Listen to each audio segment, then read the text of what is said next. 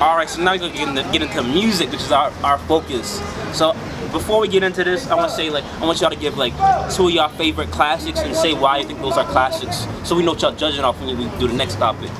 Alright, so classic albums, like some preferably early 2000s, like 90s, early 2000s. Alright, so the Miseducation, Lauryn Hill.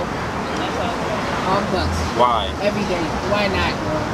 First of all, if that album don't speak to you, there's something wrong with you fundamentally. Alright, it's beautiful songwriting, and it's relatable. And you know, I think what makes what makes it a classic though. Like what makes it, I'm not saying good, what makes it a classic? Because you have to respect the talent there and what it says.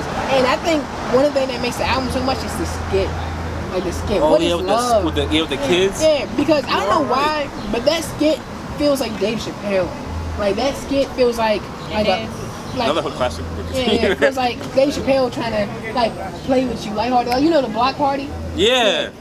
That Block Party, Dave Chappelle's Block Party is like a great movie and great watch for no reason at all because it feels so genuine. I feel like that's how. But tie it back to the album though. Alright, so the album was genuine without trying. There was nothing. There's no part. There's not. I don't have to give it that. Okay, this is that. Nas, I gotta respect it. This is like. I mean, I respected it because it was Lauryn Hill, but Lauryn Hill made me respect it. You know what I'm saying? I'll piggyback off of what you're saying. Alright, continue. Because I genuinely from the bottom of my heart love Lauryn Hill. I saw her at the Fillmore in December when she came, changed like my entire life.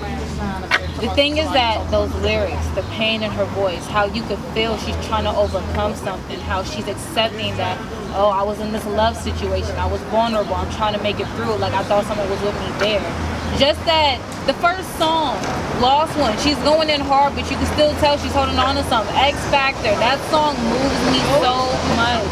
Even like her going through having her first child with Zion, or even I love that song. Classic. Her song like tell him I'm gonna be alright. Like it's just so many emotions that all of us have felt. She just put it so beautifully and poetically into words, and the way she sung it, the rawness of her voice. Even her live, I really hate how people really critique her live. Unplugged is a great album, son. I hate how people really try to like say, oh, she had too many interludes, she was really sensitive. In the great words of Erykah Badu, I'm sensitive about my shit. When you put something out into the world, it is up to them how they take it or leave it. But at the end of the day, that woman poured her heart on there. Would it take her like 6 years just to do that or something? It took her a long time just to get that off her chest. So I appreciate it. When she yells, gotta find peace of mind, moves me, mystery of inequity, like just like water. All but yes, so consensus, like one word consensus from both of y'all. Why is that a classic album right now? Consensus, one word. Genuine. All right. For me, for my classic albums, I love Lauryn Hill. That's actually a great example. She's in my top 5. But I'm gonna go something like less conscious, more like gritty. I'm gonna go with my classic album easily. And you know it, Illmatic. I think that. Dang, y'all taking all of mine. Illmatic, like Illmatic really defines Queen. It was a like our samples. It was a jazz listening to. Like it was like a jazz. Like it had. Whoa, where do I start? Great production. This was the first time we had DJ Premier, what's his name? Q-Tip. We had all the great. Check this out. Yeah, Pete Rock. Yeah, like, and also too, like the way it described Queensbridge, the way it told the story. Great storytelling. Great hood classic tells you who the artist is. With Miseducation, yo, if you don't know who Lauryn Hill is after that album, yo, what you doing with your life? And let me also just add one thing about the album. A lot of people try to challenge how was Lauryn Hill a legend if she put out one album. You just said it. You put out one album, people are already comparing you to legend. Yeah, and I like last one I would say for 36 Chambers. I think because it was such a different album, the way no one had chemistry like the Wu-Tang did. But now you're gonna get into I'm gonna say some new album names, and I'm gonna ask y'all classic or not. All right, I'm gonna start with something controversial. I think y'all have the same consensus. Yeezus, classic or not? Classic or not? No. Good Kid, Mad City, classic or not? Why? Why not? Good that put Kendrick on a. Oh, can we just talk about what's it called, freestyle? Wait, that first song he had, Backseat Freestyle. Okay, that man came out with that song. I was like, oh, like yo, that joint just makes you want to bop. Kendrick is just such a lyricist, and the way he changes his voice and his production matches it. Like that. See, I want to. But is it too? I remember earlier you were talking about time. Is it too early to call it a classic? I mean, but it's been what 5-6 years already. Because definitely Good Kid, Mad City and Born Set up like classics. Hold on, we doing that? I love Good Kid, Mad City because I feel like just that saying should be corny because that makes so much sense. Without even like saying my angels or angels. So you're saying you're talking about the concept of it being a classic. Because like I feel like there's way too many Good Kid, Mad City people that like can't say that. You know what I'm saying? Like that's not a statement by itself. Oh snap! She brought the playlist, right? You're on the album right now. You're on the album right now. But not yet, because like when you say Good Kid, Mad City, you like I'm from a place that I do and don't reflect. Like I am that place, but I am a good kid from that place. That's why Kendrick's story like hurts and feels so authentic. So you're saying relatability too? Like your city makes you who you are, but it doesn't define you.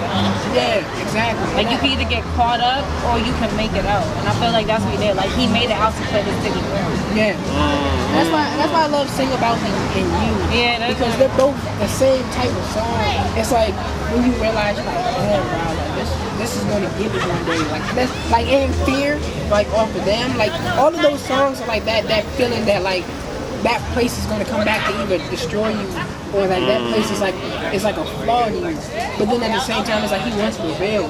This is why he's dealing with it. Like because people who like don't care for stuff just do. You know what I'm saying? Like a gangster killer is just gonna kill you. But a dude who grows up and like his life deals around the crack era and everything, he hurts from it. And to see Kendrick hurt from it means that he's suffering. Like he doesn't like thrive in that world. He just survives. So what about Channel Orange?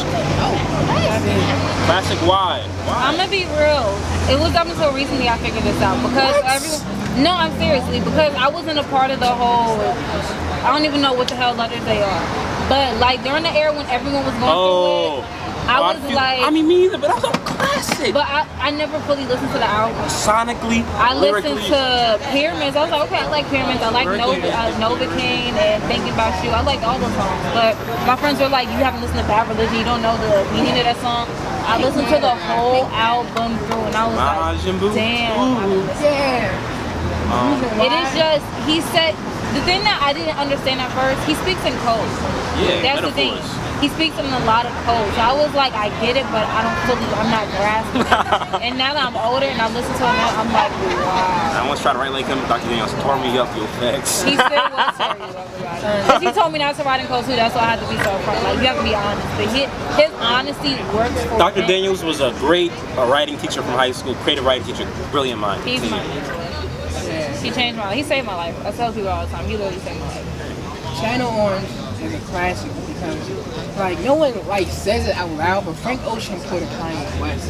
He brought a whoa! He said big words, yo. But continue. He brought like this like almost kind of like weird feel to a table, and but it was so talented you had to respect it. Like who else? It was different. Yeah, because who else sounded like Frank Ocean?